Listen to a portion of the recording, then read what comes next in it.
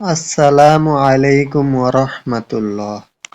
আনাস ইবনে মালিক রাহমাতুল্লাহ আলাইহি হতে বর্ণিত, তিনি বলেন, নবী করিম সাল্লাল্লাহু আলাইহি ওয়াসাল্লাম বলেছেন, যে কোনো মুসলমান ফলবান গাছ রোপণ করে কিংবা কোনো ফসল ফলায়, আর তা হতে পাখি কিংবা মানুষ বা চতুষ্পদ জন্তু খায়, তবে তা তার পক্ষ হতে সদাকা বলে গণ্য হবে। পৃথিবীতে যত বেশি গাছ রোপণ করা হবে, তত বেশি আমরা সুন্দরভাবে জীবনযাপন করতে পারব। আমরা যে কার্বন ডাই অক্সাইড বের করে দিয়ে থাকি, গাছ সে কার্বন ডাই অক্সাইড গ্রহণ করে।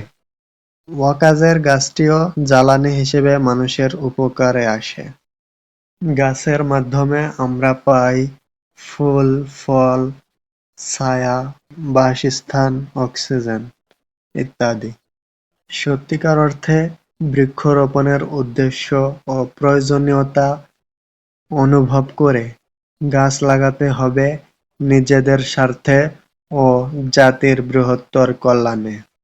সুতরাং আসুন আমরা গাছ লাগাই এবং অন্যকে গাছ লাগাতে উৎসাহিত করি।